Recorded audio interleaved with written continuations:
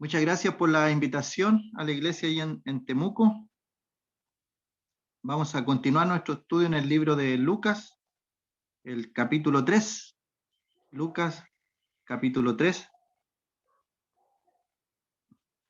Quedamos en el versículo 2. Vimos algunas cosas más históricas de la época, personajes históricos. Dice Lucas 3, verso 1. En el año 15 del imperio de Tiberio César, siendo gobernador de Judea Poncio Pilato, y Herodes tetrarca de Galilea, y su hermano Felipe tetrarca de Iturea, y de la provincia de Traconite, y Lisanias tetrarca de Abilinia, y siendo sumo sacerdote Anás y Caifás, vino palabra de Dios a Juan, hijo de Zacarías, en el desierto. Hasta allí. Y el versículo 3 dice: y él fue por toda la región contigua al Jordán, predicando el bautismo de arrepentimiento para perdón de pecados, como está escrito en el libro de las palabras del profeta Isaías, que dice: voz del que clama en el desierto, preparad el camino del Señor, enderezad sus sendas, todo valle se rellenará y se bajará todo monte y collado. Los caminos torcidos serán enderezados y los caminos ásperos allanados, y verá toda carne la salvación de Dios. Y decía a las multitudes que salían para ser bautizados por él: oh generación de víboras, ¿quién os enseñó a huir de la ira venidera? Haced pues frutos dignos de arrepentimiento, y no comencéis a decir dentro de vosotros mismos: tenemos a Abraham por padre, porque os digo que Dios puede levantar hijos a Abraham aún de estas piedras. Hasta ahí, por el momento, la lectura de la palabra del Señor. La vez pasada consideramos algo de los nombres allí que aparecen, y en el día de hoy comenzaremos en el versículo 3, considerando esta verdad de que para Dios no hay ciudades importantes o ciudades de primera, ciudades de segunda. Por lo menos acá en la zona donde yo vivo experimentamos esto. Nuestra ciudad era una de las más problemáticas, pequeñas ciudades, y de aquí comenzó el evangelio en el sur a expandirse hacia otras ciudades que son más grandes, incluso a la capital regional, pero comenzó aquí, en una pequeña ciudad minera. El Señor trajo a este lugar a misionero don Ricardo Jana, y de aquí comenzaron a aparecer otras iglesias en diferentes ciudades de la provincia de Concepción. Dice, él fue por toda la región, por toda la región. El Señor hizo lo mismo. El Señor iba por las ciudades y por las aldeas. Ninguna localidad es inferior o es superior. Hay personas que, por ejemplo, tratan de llegar con el evangelio a las ciudades grandes primeramente, por un asunto económico, por un asunto de dinero, y luego a los pueblos pequeñitos. El Señor fue por todas las aldeas, por todas las ciudades, por las aldeas vecinas. Y Juan, en este mismo sentido, él recorrió toda la región contigua al Jordán. Y aquí, predicando el bautismo de arrepentimiento, tenemos que hacer el alcance de que este no es el bautismo cristiano, de ninguna manera. No es el bautismo que realizaron los primeros cristianos. No es el bautismo que realizó el Señor tampoco. El Señor Jesucristo, su bautismo es único. El Señor Jesucristo no tenía que pasar por este arrepentimiento cuando dice que venían, los que se arrepentían venían y se bautizaban con Juan, porque él predicaba el bautismo de arrepentimiento. El bautismo del Señor realizado por Juan es único, porque el Señor no tenía pecado, no había engaño en su boca. Pedro nos da ese testimonio, que cuando le maldecían no respondía con maldición, sino que encomendaba la causa al que juzga justamente. Era sin mancha, sin contaminación. Así que lo peor que podríamos hacer es pensar que El bautismo del Señor era este bautismo, es algo totalmente diferente. Lo bautizó Juan, el mismo Señor dice, es necesario que cumplamos toda la ley, pero no fue bautismo de arrepentimiento. Todos los demás sí, eran personas pecadoras. Y Juan bautizaba para arrepentimiento a las personas que contritos, humillados, venían y se arrepentían de cómo estaba la situación. Y ahí mismo dice que era el bautismo de arrepentimiento para perdón de pecados. Para perdón de pecados. Debemos decir que donde bautizaba Juan, donde aparecen otros bautismos que estaba cerca también, había muchas aguas. Y un pequeño paréntesis, cosas que se pueden decir del bautismo, que la palabra significa sumergir todo. O sea que el bautismo por aspersión no sería bautismo, por la misma palabra, por la etimología de la palabra. Significa bautizar, significa sumergir todo, teñir todo. No aspersión, porque ahí no quedaría todo teñido. Bautizar también tiene que ver con muchas aguas, mucha cantidad de agua. El río Jordán tenía también estas características. Las personas, el agua, de un momento a otro, ellos iban caminando, les llegaba a los tobillos y luego avanzaban y ya les llegaba a la altura del cuello el agua. Eran aguas profundas, cantidad de agua. Así que eso significa el bautismo. Y este arrepentimiento de corazón, tenía que ser evidente. No era solamente de labios. La gente que se asociaba con Juan y se asociaba con el bautismo de Juan era mirada de reojo por los religiosos de la época, porque recordémonos que Juan no era considerado como profeta, y el Señor les dijo, respóndanme una pregunta y yo les voy a responder. El bautismo de Juan era del cielo o de los hombres, y no supieron responder esa pregunta, porque si decían del cielo, el Señor les iba a decir, ¿y por qué no lo recibiste, no lo escuchaste como profeta? Y se decía de los hombres, entonces tenían miedo a los hombres, porque los hombres, la gente, llamémoslo así, del bajo pueblo, la masa de gente consideraba a Juan un profeta. Salió del medio del desierto a predicar este arrepentimiento, y él estaba preparando el camino del Señor, preparando los corazones para el Señor. Como dije la vez pasada, a veces nosotros somos aquella voz en el desierto que prepara el camino para el Señor en una persona. Tal vez una persona nunca va a ir a una iglesia, a una congregación, una persona nunca va a abrir su Biblia, pero va a ver nuestra vida, va a ver nuestro testimonio. Tal vez el único evangelio que escuche o que vea va a ser nuestra vida. Esa es la importancia también del testimonio. Y Juan estaba dando cumplimiento a lo que decía Isaías 40, versículo 3, y son las mismas palabras que aparecen allí. Juan 40, versículo 3, vos que clama en el desierto, preparad camino a Jehová, enderezad calzada en la soledad a nuestro Dios. Todo valle sea alzado y bájese, todo monte y collado, y lo torcido se enderece, y lo áspero se allane, y se manifestará la gloria de Jehová, y toda carne juntamente la verá, porque la boca de Jehová ha hablado. Y el verso 1 de este Isaías 40 dice, consolaos, consolaos. Es una palabra de consuelo, de esperanza para el pueblo de Israel que estaba en oscuridad.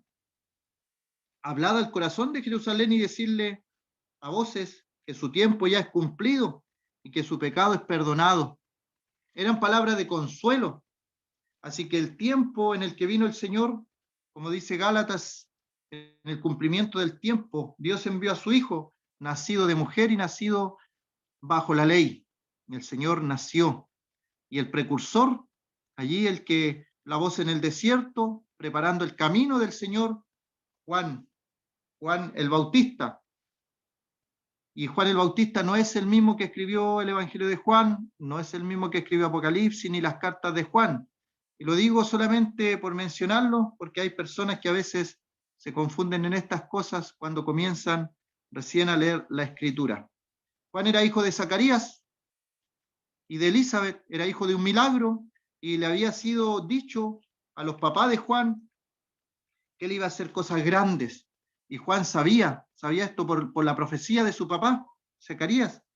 En Lucas 1, verso 76, hablando Zacarías su padre, respecto a Juan el Bautista, dice: y tú, niño, profeta del Altísimo serás llamado, porque irás delante de la presencia del Señor para preparar sus caminos, para dar conocimiento de salvación a su pueblo, para perdón de sus pecados. O sea, Juan el Bautista sabía su propósito en la vida, sabía lo que tenía que hacer. ¿Y qué mejor que saber su propósito en la vida y cumplir su propósito? Por eso decía la vez pasada también, importante saber el propósito que tenemos para cumplirlo de buena manera, de buena forma. Si no, vamos a estar perdiendo el tiempo en nuestra vida cristiana, no sabiendo lo que tenemos que hacer, haciendo solamente lo mínimo y no haciendo lo que el Señor quisiera que hiciéramos en plenitud. Y de un 100% que Dios nos ha puesto, vamos a hacer lo mínimo, un 20, un 30. Así que Juan sabía lo que tenía que hacer y da cumplimiento a esta profecía, y el Señor consolando a su pueblo Sión, así se le llamaba también a Jerusalén. Consolados, consolados, pueblo mío, dice el Dios vuestro, el Dios de vuestros padres. Así que nosotros solamente, al igual que Juan, podemos sacar enseñanza de que somos la voz, la voz. El mensaje está en la Escritura. No tenemos el derecho de cambiarlo. No tenemos el derecho de agregarle algo al mensaje. Está en la palabra. El mensaje que el Señor nos ha dado, tenemos que ser repetidores solamente. Por eso es que somos la voz que clamamos en un desierto de esta sociedad, que preparamos el camino en los corazones de las personas para que puedan recibir al Señor Jesucristo. ¿Depende de nosotros? En ninguna manera. Depende de Dios, depende del Espíritu Santo, que convence, como dice la palabra, de pecado, de justicia y de juicio. Es el Espíritu Santo el que convence a las personas. ¿Y la responsabilidad humana? Porque también hay responsabilidad humana, es creer en el Evangelio o rechazar el Evangelio.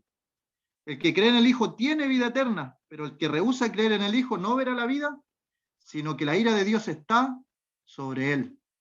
Así que allí tenemos las dos partes: soberanía divina y responsabilidad humana en esto de la salvación del hombre. Predicar en todo lugar, en todos los pueblos, en toda la región, el perdón de los pecados, el cumplimiento de esta hermosa profecía. Juan sabía de esta profecía también, y él predicaba y sale del desierto. Podemos pensar que la sociedad de Juan se parecía a nuestra sociedad, en lo político, en lo económico, en lo social. Se parecen mucho.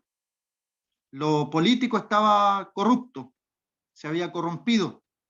Lo religioso también. En lo social había mucha desigualdad. Había pocas personas con mucha riqueza y había también muchas personas con pocos recursos, casi nada.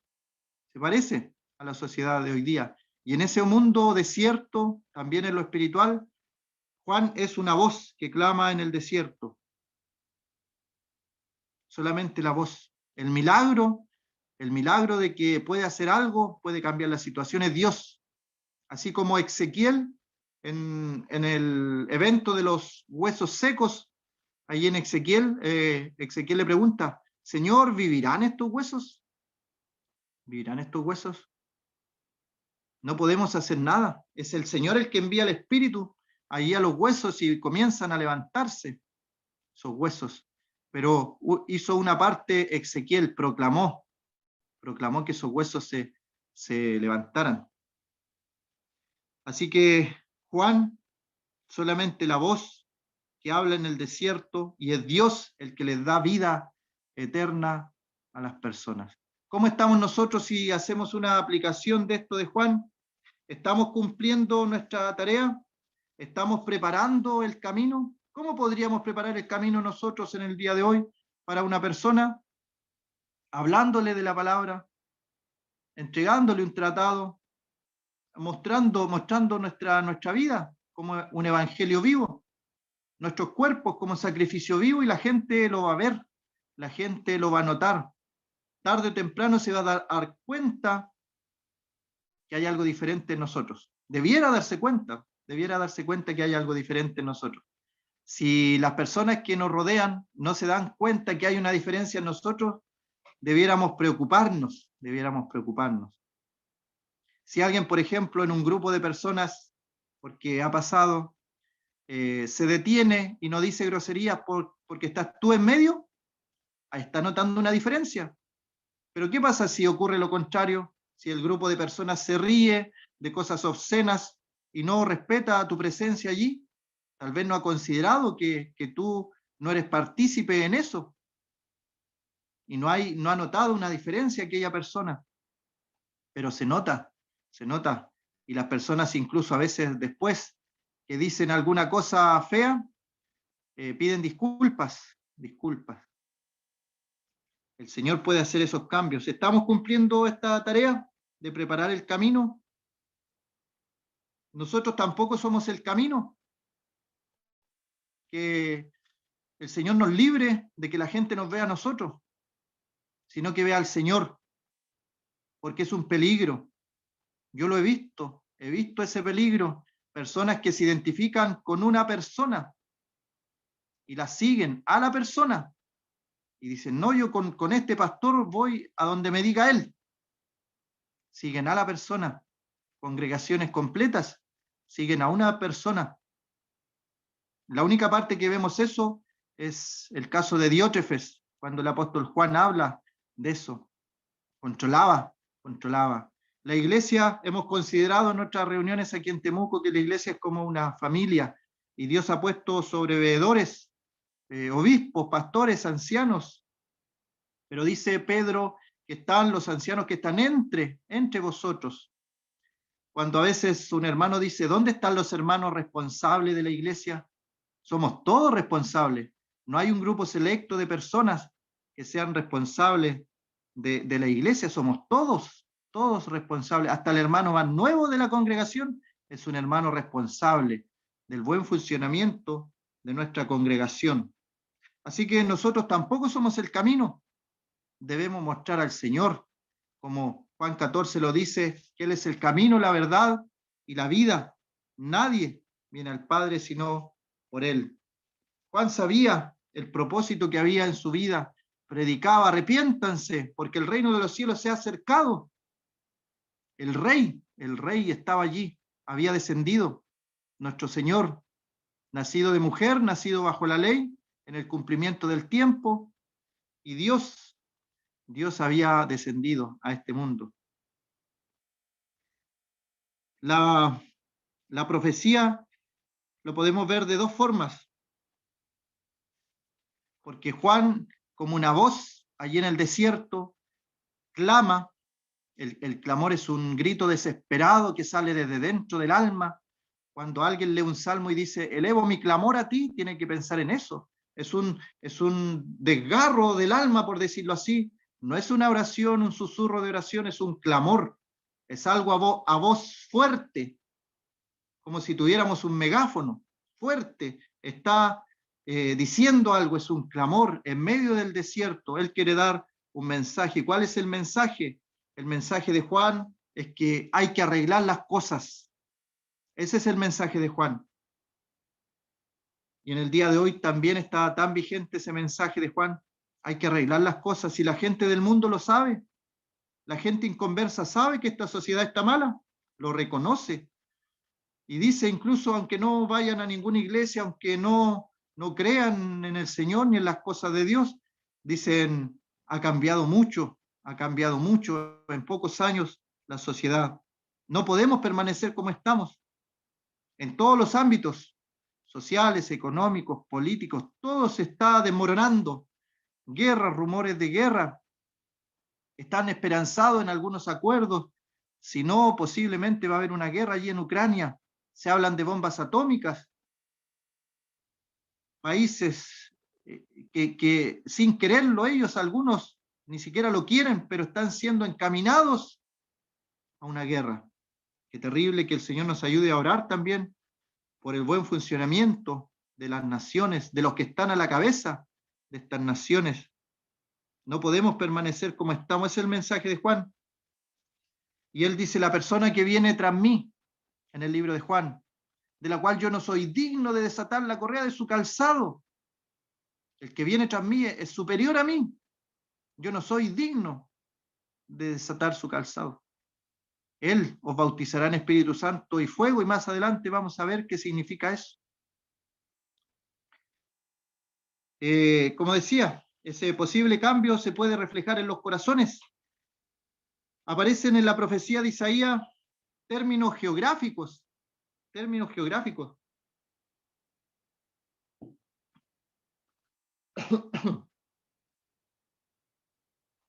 Aparece, por ejemplo, enderezar las sendas, aparece un valle, aparece un monte, aparece un collado, aparece un camino torcido, aparece un camino áspero.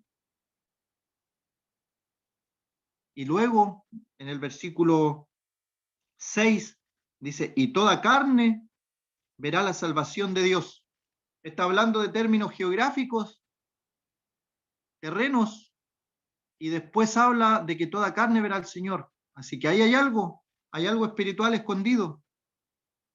Los caminos del Señor deben ser todos rectos, debe ser justo el camino del Señor. Juan entiende esto, que va a enderezar, va a preparar el camino del Señor. Los caminos torcidos, no tiene que haber nada torcido delante de la presencia del Señor. No podemos hacer lo que queramos. Si nosotros nos decimos creyentes, nos identificamos como cristianos, no podemos hacer lo que a nosotros se nos antoja. Dios nos toma y nos cambia por completo y nos toma sus cuidados y tenemos que servirle y seguirle a Él y seguir sus estatutos, sus normas. Así que estos términos geográficos nos informan de algo y de repente podemos ver una enseñanza también espiritual para nuestra vida. Como dice allí que las personas, la carne va a ver la salvación del Señor, después que ha hablado de valles, que ha hablado de caminos, que ha hablado de colinas, hay algo allí espiritual. Debemos aplicarlo al corazón del hombre. El corazón se presenta allí. Yo anoté aquí 4. La primera es un valle. ¿Y qué es lo que tiene que hacer el valle? El valle va a ser rellenado. Esa es la profecía de Isaías. La número 2, un monte y un collado. ¿Y qué va a pasar con estos montes y collados? Van a ser bajados los montes y collados. Número 3, caminos torcidos. ¿Y qué va a pasar con estos caminos torcidos? Tienen que ser enderezados. Y número 4, los caminos ásperos. ¿Y qué tiene que pasar con estos caminos ásperos? Tienen que ser allanados. ¿Y cuál es el propósito de todo esto? Dice el verso 6, que toda carne verá la salvación de Dios. Así que estas características que son, como decía, geográficas, pueden verse en nosotros, los seres humanos, en cada uno. Juan preparando el camino, cumpliendo la profecía de Isaías. Y en esta sala, tal vez haya personas que se sientan identificados con estos términos geográficos. El primero, ¿cuál es el primero? Es un valle. ¿De qué nos habla el valle? Según el Salmo 23, dice que aunque ande en valle de sombra de muerte, no temeré mal alguno, porque tú estarás conmigo. Tu vara y tu cayado me infundirán aliento. Así que, ¿de qué nos habla el valle? El valle nos habla de los estados de ánimo bajos, de cuando nos encontramos en oscuridad. La palabra del día de hoy, desanimado, algunos términos médicos ocupan la palabra depresión, obviamente no aparece en la Biblia porque es una palabra nueva, técnicamente que se ocupa, pero los cuadros depresivos y las personas que estudian eso van viendo cada una de las características de una persona en depresión y está en la Biblia, está allí, cada cuadro de una persona depresiva está allí. Los valles de sombra son uno de ellos. La baja autoestima también es otro término actual. Así que esto, cuando dice todo valle tiene que ser alzado, el Señor toma una persona que tiene un baja autoestima, toma una persona que está en oscuridad en este mundo, toma una persona que anda muy deprimida por la vida. ¿Y qué es lo que hace el Señor? Empareja, un valle es una profundidad tremenda, tremenda, entre dos montes, entre dos montañas hay un valle. La palabra que usamos acá de repente los jóvenes decían, ando bajoneado, refiriéndose a ese término que su ánimo está muy bajo, está muy bajo. No hay nada que alguien pueda hacer para levantar su ánimo. Y a muchos de nosotros el Señor nos encontró en un valle, en un valle. Y muchas características de nuestra vida a veces representan un valle. ¿Y qué es lo que va a hacer el Señor con este valle? ¿Cuál es la profecía de Juan? Esta profecía de consuelo, que estos valles tienen que ser, como dice allí, todo valle se rellenará, todo valle se rellenará. Si lo planteamos así, un lugar entre dos montañas, entre dos montes, va bajando, se va a rellenar a tal punto que no quedará diferencia entre un monte y otro. Todas las depresiones el Señor las puede cambiar, cambia nuestro lamento en baile, nuestro temor en alegría, nuestra desesperación en regocijo. Eso es lo que el Señor puede hacer. Esa es la profecía de Juan. Yo la veo aquí. Todo valle se rellenará. Ya no quedará el recuerdo de un valle. Acá en nuestra ciudad había un valle y se rellenó. Camiones y camiones y camiones iban cada día a tirar tierra, piedras, escombros. Y llegó un momento que ya no había valle. Se rellenó y quedó todo parejo, no había diferencia. Nadie podía decir aquí comenzaba o aquí terminaba este valle. Y aquí el Señor habla de una vida como un valle. Hay personas que dicen, yo no era nada sin Cristo, y esa es la condición que tenemos que tener. Sin el Señor no somos nada, sin el Señor somos un verdadero valle. Él solamente puede rellenar todas nuestras falencias, nuestros vacíos. Es el Señor el que puede rellenar. Personas que dicen en el día de hoy, yo no valgo nada, a nadie le importo. El Señor puede llegar a su vida, puede rellenar todo, puede darle todo lo que le hace falta. Esa alma que tiene necesidad de todo. He llegado a lo más bajo de lo bajo. Dios lo puede arreglar. Y Dios nos ha dejado palabra escrita para que nos animemos porque entiende que somos muy dados a esto de deprimirnos, de bajonearnos, de tener poco ánimo. Y el Señor varias oportunidades dice que tengamos ánimo. Ten ánimo, ten ánimo. Cuando Josué estaba allí preocupado porque Moisés iba a ir, el Señor le dijo, ten ánimo, así como estuve con Moisés, voy a estar contigo. Solamente fuérzate y sé valiente. Y ahí está nuevamente la verdad, soberanía divina, pero la responsabilidad humana. Josué tuvo que trabajar también. Esfuérzate y sé valiente. No tenemos que esperar sentados, tenemos que hacer nuestra parte también. ¿Qué nos dice la palabra? Si alguno está en Cristo, nueva criatura es. Las cosas viejas pasaron. Y aquí todas son hechas nuevas. Todo ese valle depresivo que había de oscuridad, valle de sombra de muerte, quedó atrás. Ya tenemos una novedad de vida. El Señor nos dice en su palabra que las cosas viejas ya pasaron. Somos hijos de Dios.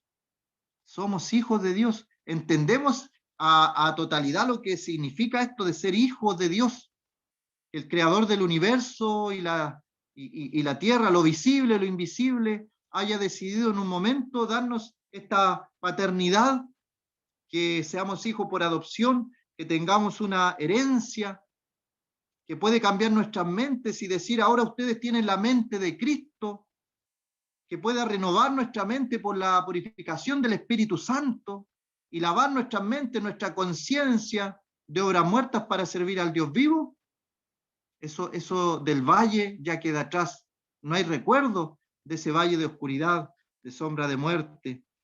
Personas que se nubla su mente y cometen tal atrocidad de suicidarse.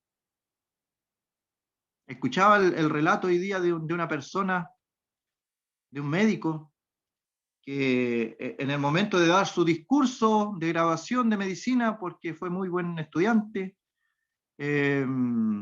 contaba la experiencia de que él se iba a suicidar, y lo frenó solamente porque en un momento que le hicieron bullying, botaron sus libros, sus lentes, estaba desesperado, llorando, y aparece una persona, lo ayuda a llevar sus libros, se hicieron muy buenos amigos, lo integró a su grupo de amigos también,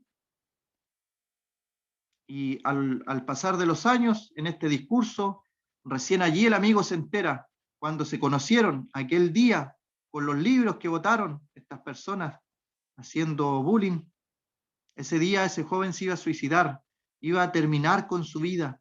Imagínense, y lo que hizo una persona que tuvo compasión de él, le ayudó a llevar los libros, lo acompañó a su casa. Eso cambió la vida de esta persona. No se suicidó. ¿Cuántas veces cerca nuestro hay personas que están en valle de oscuridad, en valle de sombra de muerte, y no tienen la esperanza que tenemos nosotros de la oración o de clamar a Dios, o de decir, Dios mío, sálvame de este pozo, de este lodo cenagoso en el que estoy? No tienen esa oportunidad, no saben que el Señor ha dado su vida por ellos, no comprenden que Dios quiere la salvación de ellos y no la muerte, y Satanás nubla esas mentes para que cometan suicidio, para que cometan asesinatos. La semana pasada un niño de 14 años tomó el arma de su mamá, mató a toda su familia, 14 años, a su mamá, a su papá, hermanos y hermanas. ¿Cuál es la razón? Estaba jugando un videojuego donde él era un paramilitar y ganaba más puntaje, entre más personas mataba. Esos son los juegos de los jóvenes de hoy día. Y perdió el juego y en su frustración fue a la pieza de su mamá, tomó el arma y cometió tal atrocidad. Y luego en sus declaraciones él decía, yo pensaba que luego de eso ellos iban a volver a la vida. Totalmente una mente nublada, valle de sombra de muerte. Hermanos, somos instrumentos en las manos del Señor para ser la voz solamente que pueda decirle a una persona que está pasando por esta circunstancia que en el Señor hay salvación, hay luz para los que están en oscuridad, hay libertad para los que están en esclavitud de Satanás, porque Satanás esclaviza a las personas, las engaña.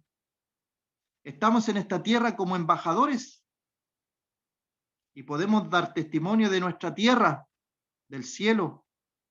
Por eso es que no nos podemos meter en políticas y otras cosas terrenales, porque somos embajadores. El mismo término lo dice, somos embajadores. ¿Qué pasa si en el día de hoy un embajador de otro país en Chile interviene en la política nacional? Es tomado por su país y es sacado porque no está cumpliendo su labor. ¿Eso quiere decir acaso que no tenemos opinión política? La tenemos, y varias y muchas opiniones políticas, y Dios también tiene opiniones políticas. Podemos decir lo que pasa en nuestro país y cuál es el pensamiento de quién es nuestro Señor, pero en política terrenal es otra cosa. Somos linaje escogido, somos nación santa, tantas cosas que somos. No podemos ser un valle, no podemos estar allí en la oscuridad.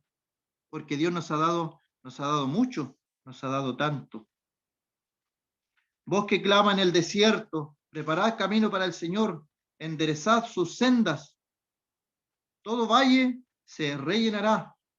Así que las personas que están en estos valles, el Señor puede rellenar todo lo que está vacío, todo lo que le falta allí. ¿Cuál es la segunda tipo de persona o experiencia que puede pasar una persona? Dice, y se bajará todo monte y collado. Esto de los montes y los collados, ¿de qué nos habla? De personas orgullosas, de personas que se creen lo más que hay. Un monte habla de algo grande, tremendo, el monte Everest.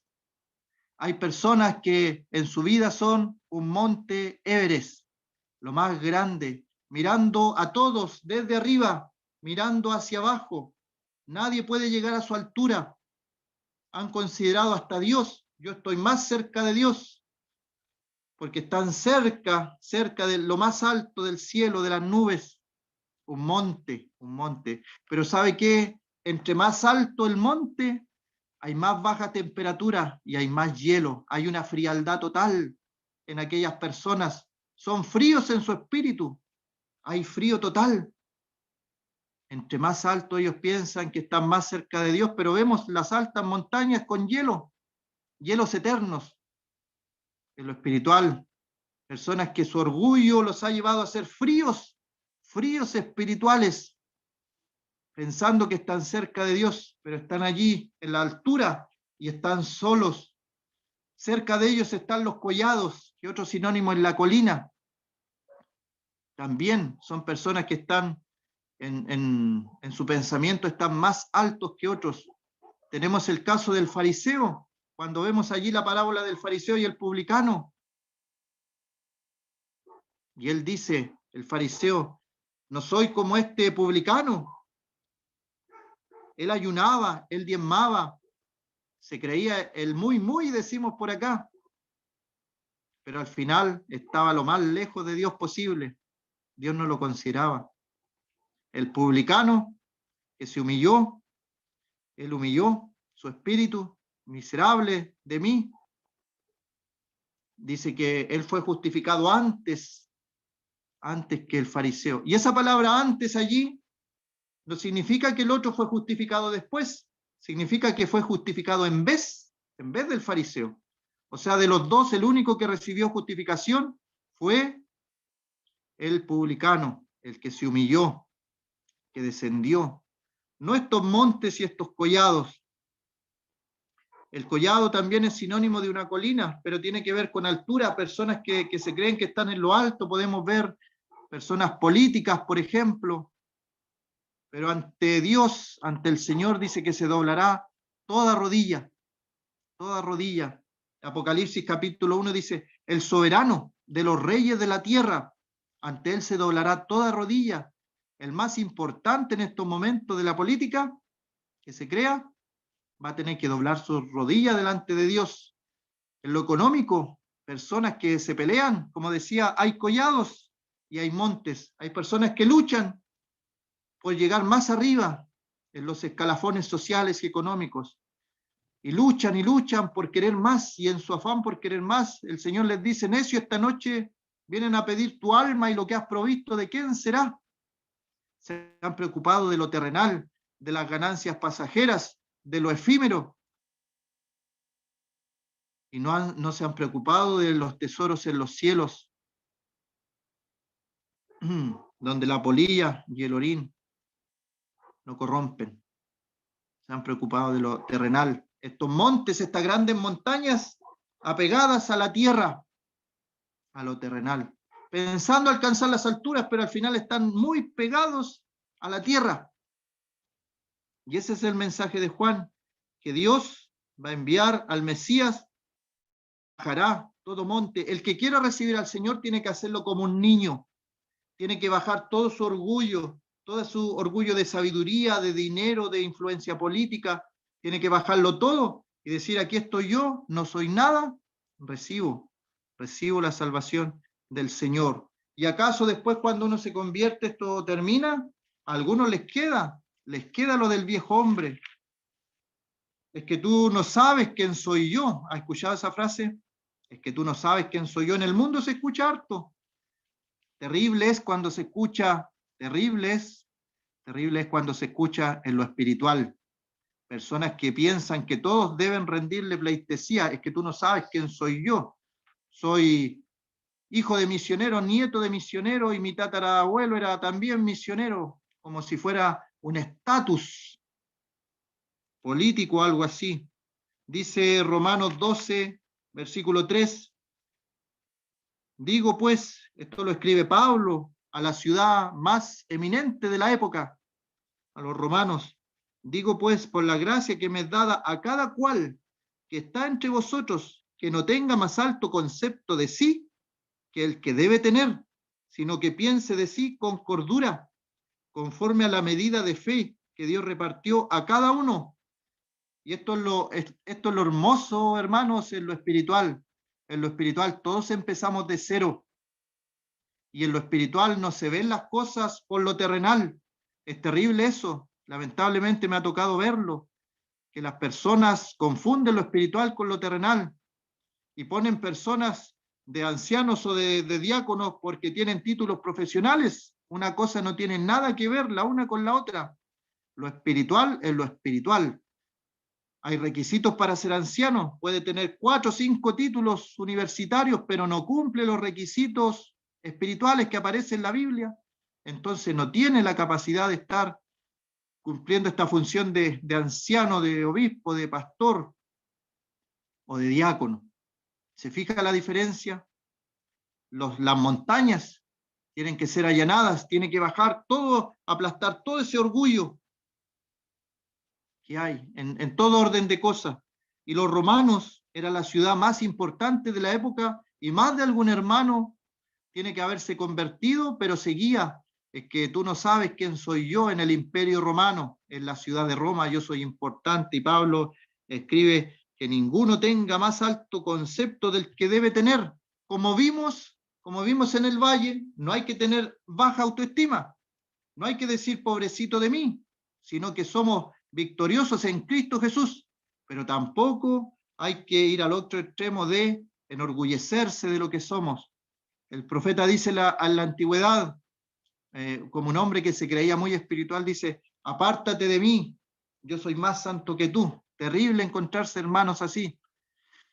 Apártate de mí porque yo soy más santo que tú.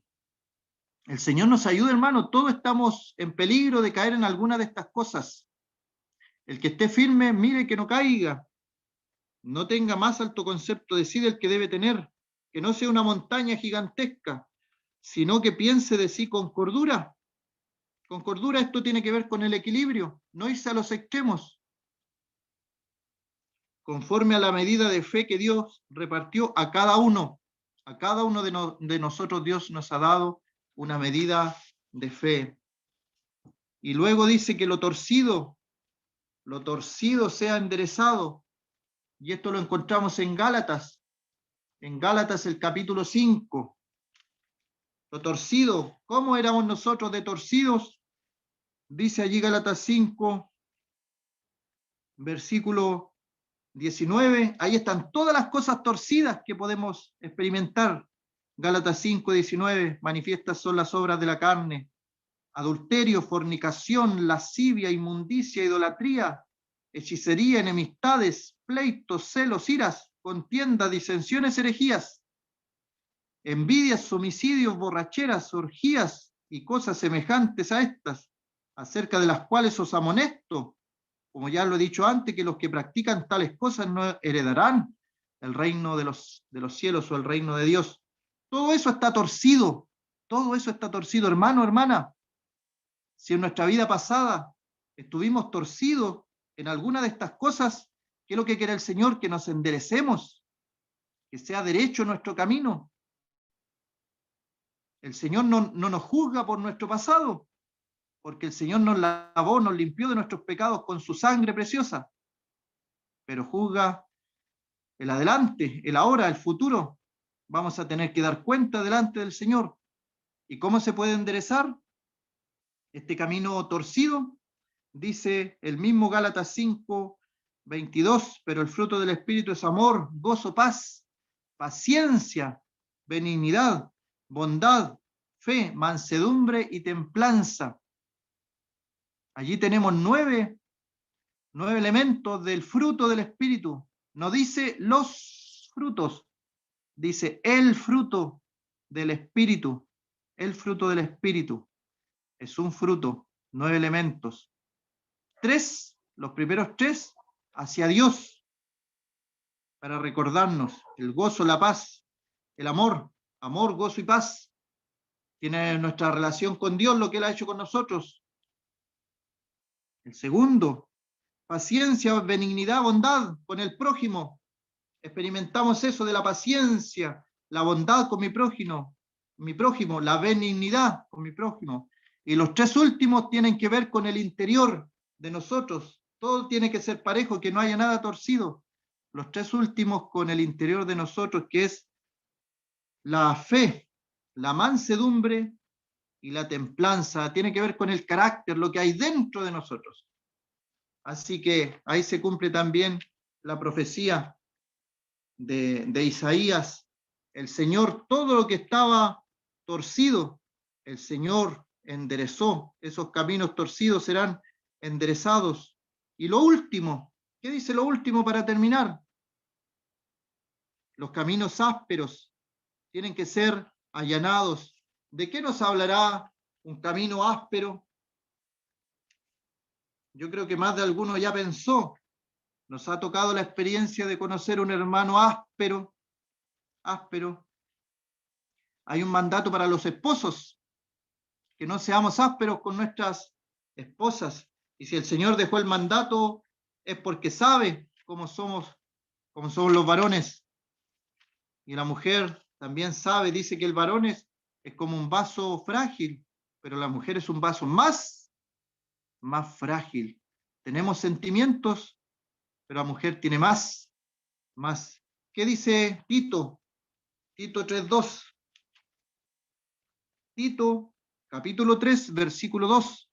Para estos caminos ásperos, para estos hermanos ásperos, que a nadie difamen, que no sean pendencieros, sino amables, mostrando toda mansedumbre para con todos los hombres. El Señor quiere que cambiemos esa parte de nosotros, la aspereza, estos caminos ásperos, que si va un vehículo por encima de este camino áspero, va a saltar mucho las ruedas, se va a notar que estamos pasando por un camino áspero, vamos a saltar, vamos a sentir incomodidad en ese camino áspero. No es como una carretera asfaltada, suavecita. Sentimos cuando vamos en un camino áspero. Eso es lo que éramos, camino áspero, y el Señor quiere que ese camino áspero sea allanado, que sea arreglado, y que seamos, como dice aquí, amables, no pendencieros, no peleadores, no ásperos, sino que seamos amables, que seamos y que mostremos mansedumbre para con todos los hombres. Y el final, como decíamos al comienzo, ¿para qué? ¿Para qué todo eso? Para que toda carne vea la salvación de Dios. Si los valles son alzados, el mundo lo va a ver, el mundo ve. Mire, yo conocí a esta persona, era una persona tan depresiva, y hoy día la veo tan alegre. ¿Qué te pasó? Conocí al Señor Jesucristo como mi Salvador. Mira, esta persona era tan orgullosa, miraba a todos por arriba del hombro. ¿Qué te pasó ahora? ¿Has cambiado? Conocí al Señor como mi Salvador personal. Y luego dice, oye, tú llevabas una vida tan retorcida, tan libertina, ¿qué te pasó? Un camino torcido. El Señor me salvó y hoy día estoy en pasos derechos, caminos derechos. Oye, tú tratabas tan mal a las personas y hoy día la tratas tan bien, un camino áspero. ¿Qué pasó? El Señor me salvó y cambió mi vida. Y ahí entonces se cumple el verso 6. Toda carne verá la salvación de Dios. Vamos a dejarlo hasta ahí. Que el Señor bendiga su palabra en esta tarde.